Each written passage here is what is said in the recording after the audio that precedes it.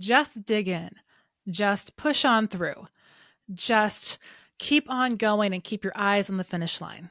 We hear these kind of phrases a lot in the author culture world and in the publishing industry. And in a lot of cases, they're actually really relevant because a lot of times we can get in our own heads and we can overthink things when we need to just keep showing up and keep doing the work to get to that finish line.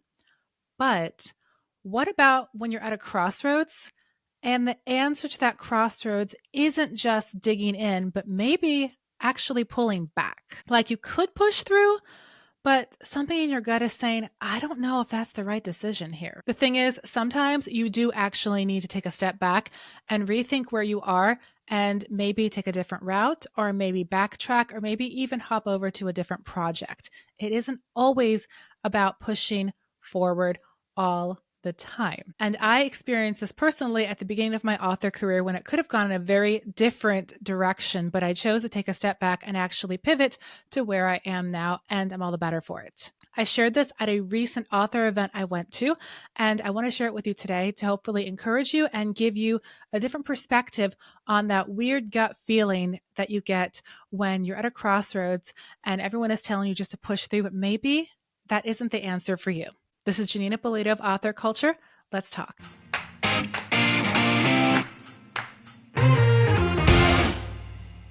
Hey there. Welcome back to Author Culture, where we help science fiction and fantasy authors achieve their sustainable success in a chaotic publishing world. I'm super excited you're here with me today. And if you haven't already, do make sure that you hit the subscribe button on YouTube, on iTunes, on Spotify, leave a review, and please do share this podcast around if you found it helpful, because we're all about making sure that you are doing what you need to do to achieve your success in your unique life season. And here's the thing, sometimes that doesn't mean just pushing yourself ahead to that next step. So let me tell you a story. When I was first entering this whole publishing industry, I was a little bit of a freak of nature. I actually got publisher interest in my very first book. Yep. I had just gotten out of college in 2009 and I was working retail while trying to find a job with my degree. The economy was not doing great. And so at the encouragement of my husband, I took part in NaNoWriMo 2009. And I blew through the 50,000 words, made it to 80,000 words in an inspirational contemporary fairy tale retelling. Now, if you know what I write now, that's a little bit like, whoa, what? But that's where I was at the time. And so I turned in my little ticket. I got my little Create Space book that I still have on my shelf that maybe someday I will show you. And also I started going about the editing process because I had been writing since I was about 14 and I was 22 when I won NaNoWriMo. And so I knew the whole process of editing. And I figured since I had gotten this far and finished a book, I might as well edit it and see what the next steps were. So I dug in, I did all the editing.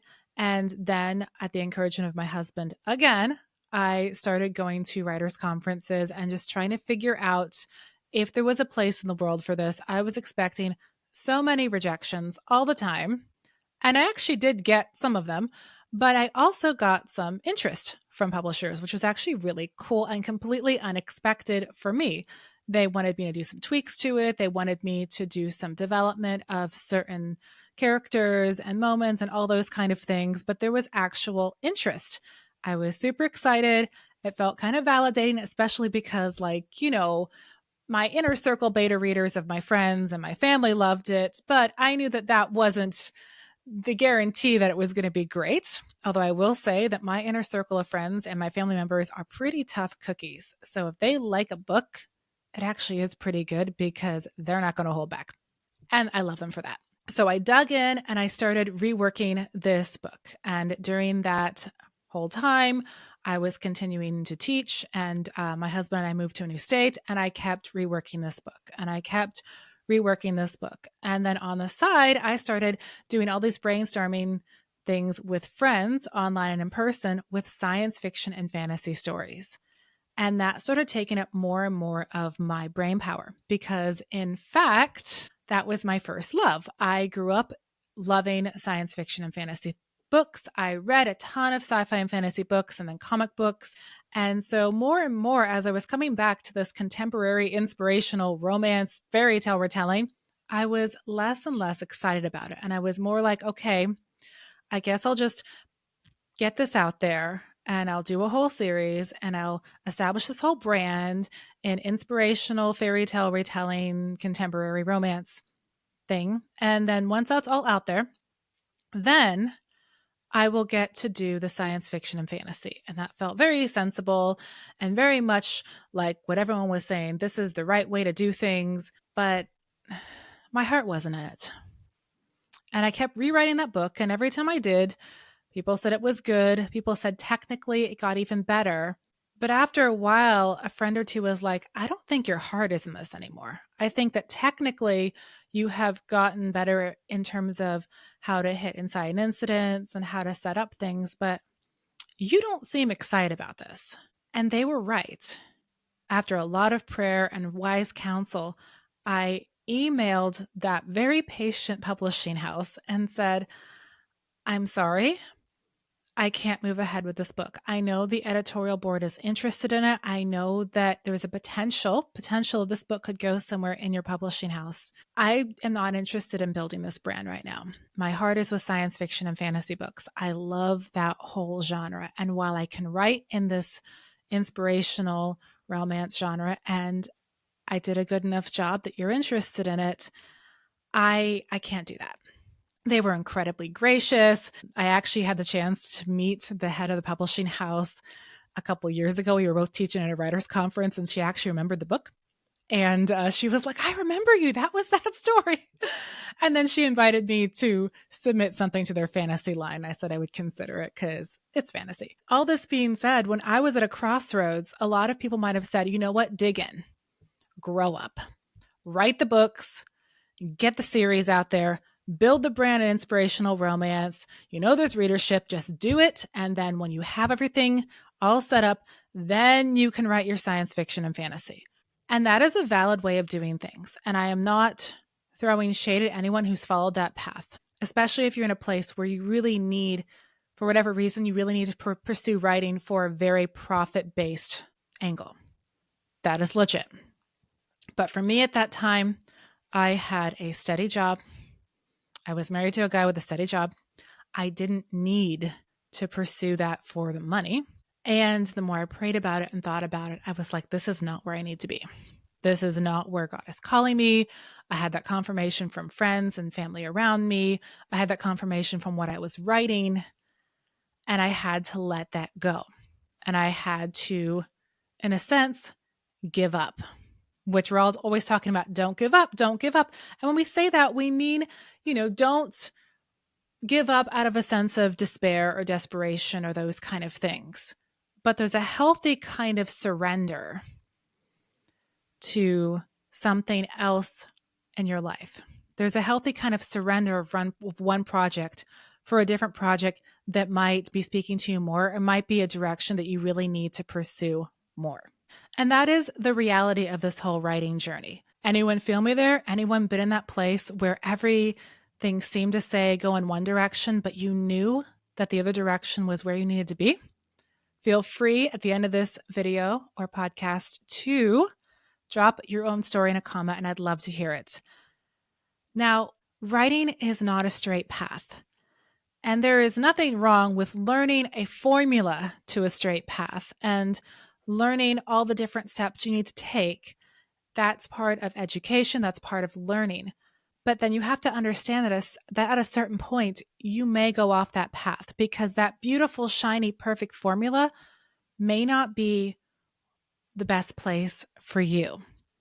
And it can be a little bit discouraging because sometimes coaches or experts, they don't seem to understand things that are off the beaten path as much. They understand the sure thing, they understand the path, but they don't always understand that sometimes you need to find a way to make that crazy alternative direction or that backtrack work for you. And the formula just isn't an option, but you got to figure out how to make things work anyway.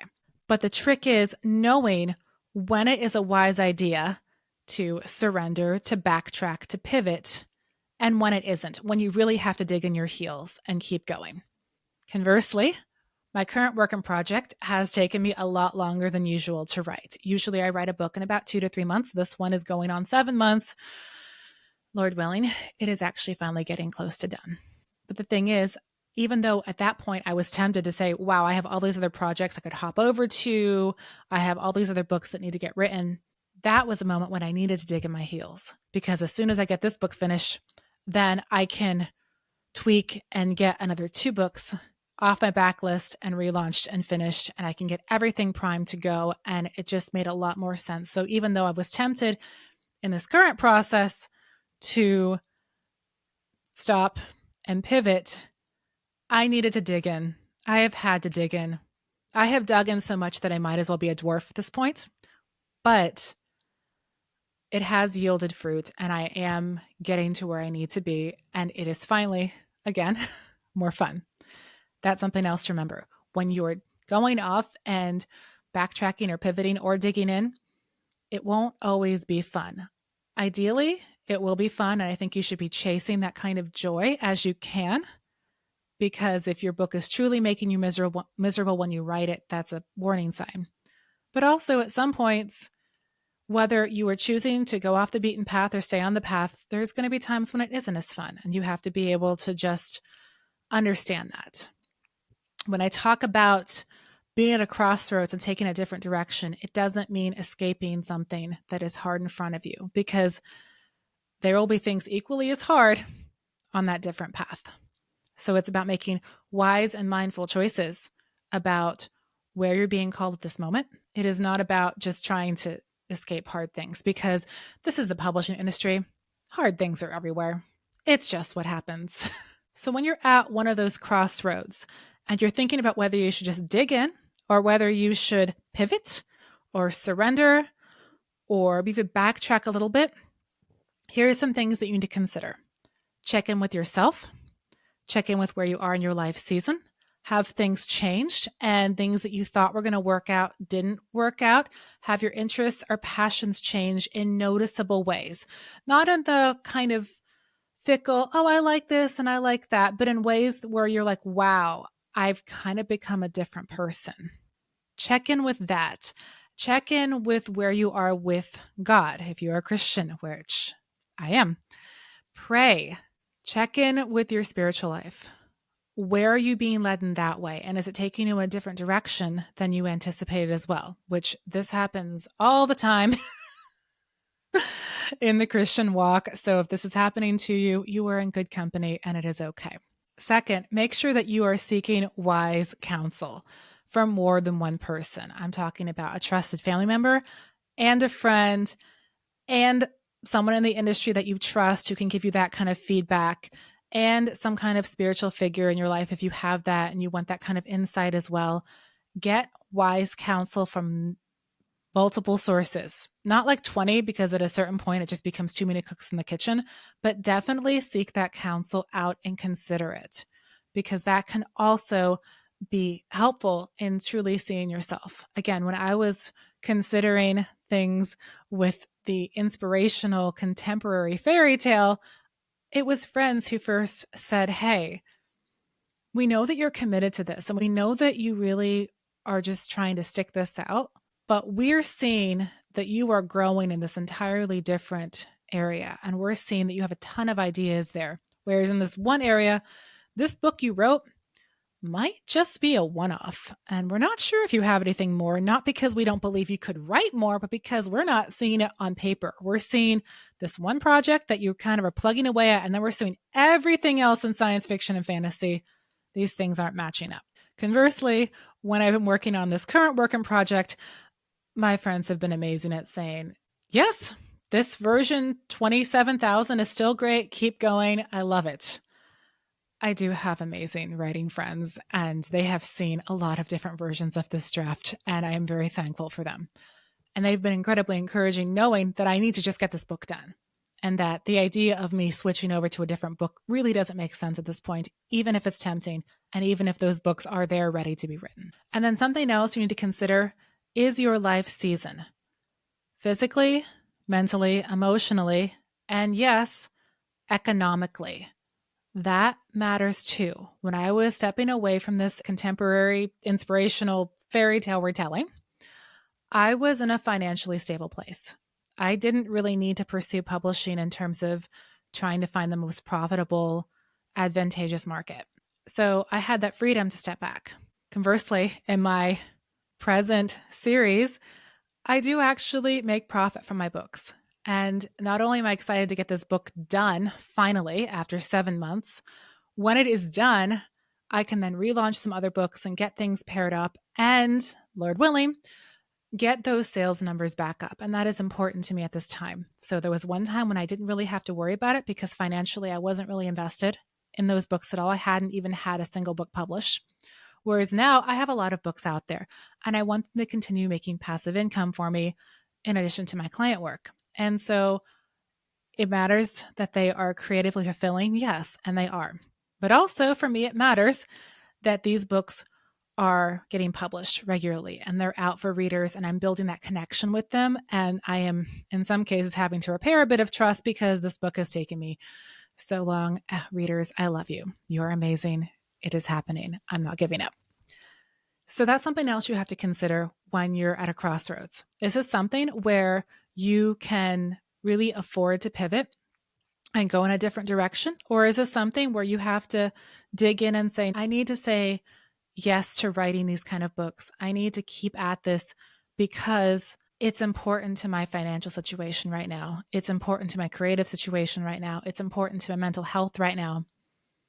I'm not going to put one of those above the other. I don't think it's ever healthy to put financial situation above your mental health or physical health. But you need to look at all those factors and carefully decide, where are you being led right now? What makes the most sense for your life season right now? And make the choices based on that. So in summary, when you're at this kind of crossroads, you need to step back, check in with yourself, check in with your goals, check in with what your gut instincts are and what you're most interested in. If you're Christian like I am, you need to be praying, you need to be seeking God's will. You need to make sure that you haven't ended up on a different journey than you expected to be, because that happens all the time. God's ways are not our ways, and he will lead you into unexpected places. And then you also need to seek a lot of wise counsel, friends, family, and yes, even some trusted experts or coaches. And then finally, check in with your life season, check in with the realities of where you are and where you want to be, and how your whole author life is impacting that. So, have you ever faced a big decision in your writing career? Have you ever faced a crossroads where you had to make a big decision and you weren't quite sure where to go? Or you were very sure, but it wasn't a direction you were expecting? Or maybe you're in that place right now. Please drop your thoughts and ideas and stories in a comment on the YouTube video or on social media or on Substack, and I would love to chat with you about it. And remember, writing isn't just about pushing forward. It's about knowing when to push forward and when to put on the brakes and shift into something different. And no matter what you're feeling called to or where you're going next with your goals, your existence is awesome, and I am so glad we hung out. Now go forth and be awesome.